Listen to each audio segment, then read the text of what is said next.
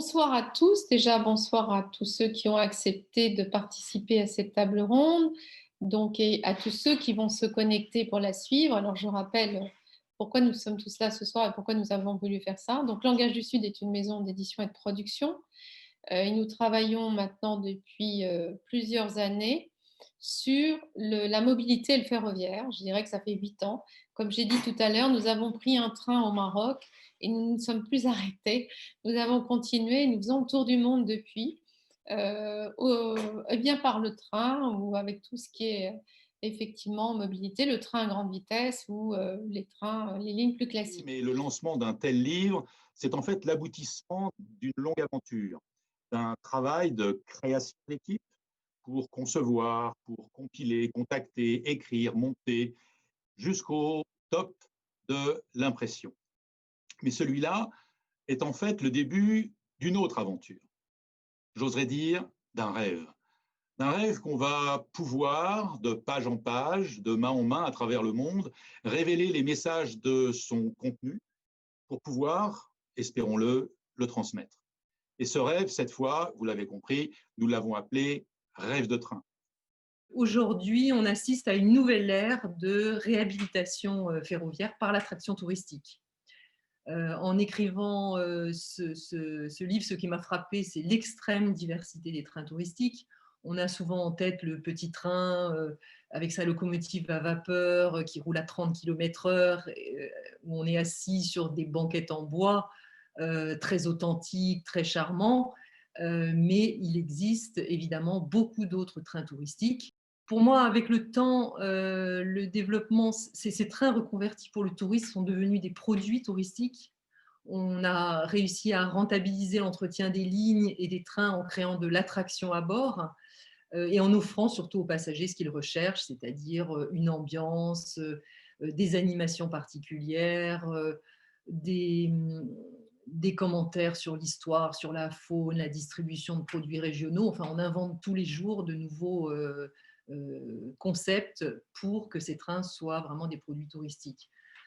Leur impact sur le territoire, ben, c'est en fait les trains réguliers qui ont été convertis ensuite dans le tourisme ont participé au départ à l'aménagement du territoire et au désenclavement des régions. Aujourd'hui, où la voiture sature beaucoup de grands sites touristiques, c'est ces trains touristiques qui ont pour vocation de désengorger des routes et des villes d'arrivée. L'UIC, on s'efforce dans cette dimension touristique ou du voyage, de développer une nostalgie du futur. Alors ça paraît, complètement incroyable de parler de nostalgie du futur, mais c'est un peu ça. C'est-à-dire que c'est quoi notre futur? Est-ce que notre futur, c'est d'aller toujours plus vite, dans des modes de transport extrêmement polluants sans réellement voir ce qu'est la réalité du monde, ou est-ce que c'est d'avoir un mode de transport qui nous inclut dans l'univers qui nous entoure, qui nous permet de voir la réelle beauté du monde? Et on parle de report modal, hein, vers le chemin de fer, et peut-être que c'est ça finalement le chemin de fer aujourd'hui. C'est la nostalgie d'un futur où on irait, peut-être un peu moins vite, mais par contre plus efficacement, de façon, moins polluante, de façon moins émettrice de CO2, pour le dire de façon un peu plus technocratique, mais c'est quand même de ça qu'on parle, et qui nous reconnecte, à notre univers. Rêve de train est un très beau livre. Et il y a eu un choix que j'ai trouvé très judicieux, de faire un format à l'italienne, ce qui permet de présenter une page sur deux des grandes photos panoramiques qui sont, je dirais, en très grande largeur. Et il n'y a rien de mieux que pour présenter un objet qui est un train dans un paysage qui est un objet extrêmement long. Ces photos panoramiques de trains dans le paysage sont magnifiques et c'est la première impression que l'on a quand on a ce livre entre les mains. C'est la qualité de ces photographies. Je pense que ça fera certainement un très beau cadeau pour Noël. Le train est un moyen de locomotion et cet ouvrage indique que le train peut être lui aussi non pas un moyen de voyager, mais aussi un but de voyage. C'est-à-dire que l'on peut aller voyager pour prendre le train et pas seulement prendre le train pour voyager. Le chemin de fer, pour moi, c'est un instrument de culture, de liaison et de partage. Il a une influence extrême sur l'économie et l'inclusion sociale, régionale. C'est quelque chose qui traverse la société. Le chemin de fer fait l'union, comme lui sait, sont les trois mots qui étaient très chers pour Jean-Pierre. Je vais dire en anglais, excusez-moi. Unity, universality, solidarity. Ces trains qu'on voit dans ce superbe livre représentent une immense, moi ce que je dirais, une opportunité pour faire un lien mobile entre les chemins de fer régionaux et les réseaux de chemins de fer nationaux et internationaux, un lien entre le tourisme au niveau régional et le tourisme au niveau national et international, et aussi un lien vivant, je dirais, un lien vivant et actif entre le passé et le présent.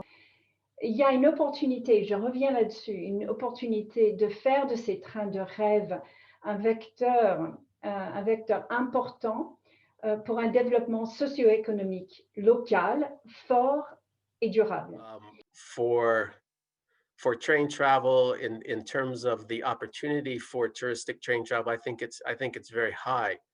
As I mentioned, it connects, on different levels, but it's a very sustainable way to travel as well. And again, that's very important to UNESCO. So it's this combination of things that brings it together, that makes it, I think, the potential for it in the future very, very exciting, because of that, because it kind of weaves together many things, and primarily in terms of a visitor experience, because that's something else that all of us care about, is when you are on holiday or you are traveling, you want to have a very good visitor experience.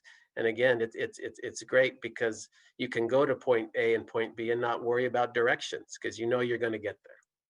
That, because that universality of World Heritage means that it's not just your own culture or heritage, but it is for the world. So again, it has that connection on a much larger scale. So it is that kind of a celebration, if you would, that of that recognition. Le tourisme, c'est connaître la culture d'autrui et c'est connaître le patrimoine d'autrui.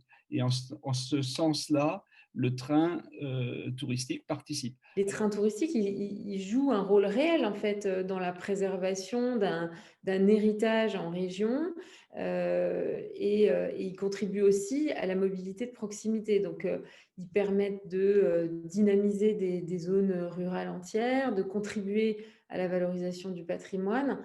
Ça représente des retombées économiques aussi, hein, pour les territoires, avec le développement d'emplois induits. C'est vraiment toute une activité qui est extrêmement importante. Les trains d'Asie, j'avoue que j'ai une passion personnelle pour l'Asie, donc j'ai regardé ça avec beaucoup d'intérêt. Et puis, plus particulièrement, je dirais le transsibérien, parce que c'est un souvenir personnel très fort. De l'avoir pris d'ailleurs pendant quelques heures entre Moscou et Saint-Pétersbourg, et j'entendais tout à l'heure parler du verre de vin dans le train.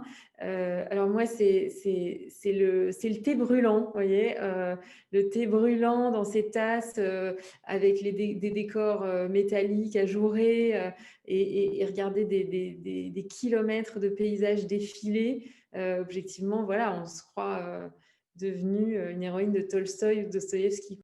La principale critique éventuellement que l'on pourrait faire au rail reste sa dépendance aux combustibles fossiles. C'est quand même le cas, malgré le fait que dans beaucoup de régions du monde, l'électrification assure une réduction de ces émissions très importante, mais ça dépend aussi du profil énergétique d'un pays. Et donc, voilà, ça a son importance.